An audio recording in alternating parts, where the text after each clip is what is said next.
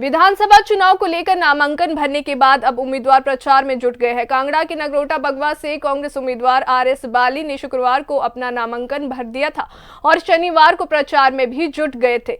RS बाली समर्थकों के साथ शनिवार को नगरोटा बाजार में प्रचार करने पहुंचे और लोगों से समर्थन की अपील भी की।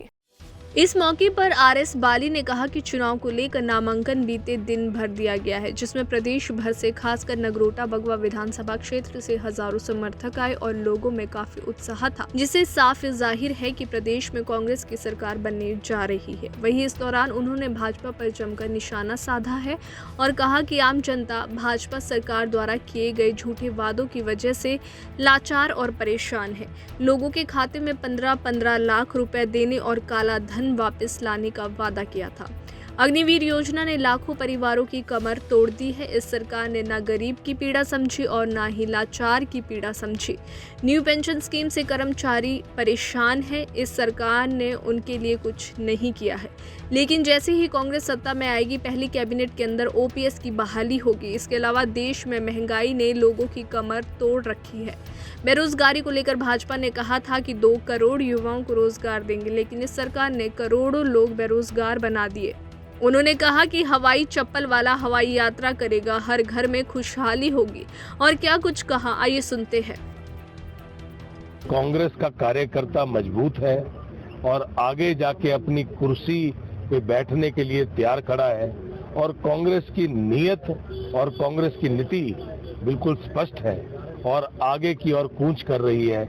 और एक आम आदमी का हाथ कांग्रेस के साथ जिस तरह हमेशा रहा करता था, उसी तरह आज एक आम आदमी जो परेशान बैठा है, लाचार बैठा है, झूठे वायदों की वजह से, 15-15 लाख के वायदों की वजह से, काला धन वापिस आएगा, ऐसे ऐसे झूठे वायदों की वजह से, अग्निवीर योजना जिसने लोगों को चरमरा दिया, कमर तोड़ दी परिवारों की, लाखों परिवारों की और देश में करोड़ों परिवारों की, उस वजह से ओपीएस जो कि बहुत ही बड़ा एकदम लोगों को जिसने जला दिया, पूरे साल लोग अनशन पे बैठे रहे, एक ही कामना करते हुए कि कहीं पे ये जो सरकार है जो कहीं पे गूंगी है, अंधी है, बहरी है, इसको कहीं पे समझ आएगी और ये गरीब की पीड़ा, एक लाचार की पीड़ा और एक जरूरतमंद की पीड़ा को समझ पाएगी।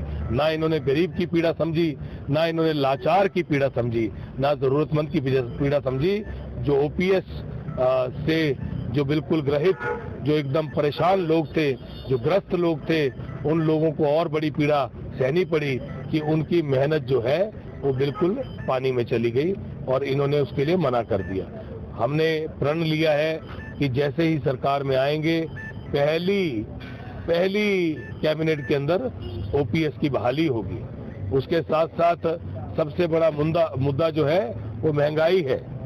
महंगाई ने पहले ही पूरे देश को तोड़ के रख दिया था। आज तेल, गैस, डीजल, राशन, सब्जियां, कोई भी छोटे से छोटे गरीब की कोई वस्तु को उठाओगे आप, पेंसिल तक को उठाओगे, शार्पनर के ऊपर इन्होंने ऐसे टैक्स लगा दिए कि लोगों की कमर तोड़ दी है। तो महंगाई, ओपीएस, अग्निवीर और बेरोजगारी, जिसका वायदा इन्होंने कहा था कि 2-2 करोड़ लोगों को रोजगार देंगे और करोड़ों लोग बेरोजगार बना दिए। कहा था काला धन वापस लेके आएंगे, कहा था हवाई चप्पल वाला हवाई यात्रा करेगा, कहा था कि हर घर में खुशहाली होगी, कहा था सारे कच्चे घर 2022 तक पक्के कर दिए जाएंगे। तो जितने वायदे किए थे वो सब झूठ था और कहीं ना कहीं लोगों ने पाया कि अच्छे दिन अब कभी भी इस तरह से नहीं आने वाले हैं। और अगर अच्छे दिन आए थे तो वो यूपीए सरकार में आए थे जब जीडीपी हाईएस्ट था और पूरी दुनिया हिंदुस्तान के बारे में बात कर रही थी, जब मनरेगा ने सभी घरों के जीवन को उठा दिया था और नरेगा की वजह से करोड़ों लोगों को रोजगार घर में बैठ के मिला था, जब लोगों की आमदनी बढ़ी थी, जब लोग खुशहाल थे। आज पिछले 8 सालों से लोग लाचार हैं, परेशान हैं और हर इंसान इस चीज को कहीं ना कहीं महसूस कर रहा है।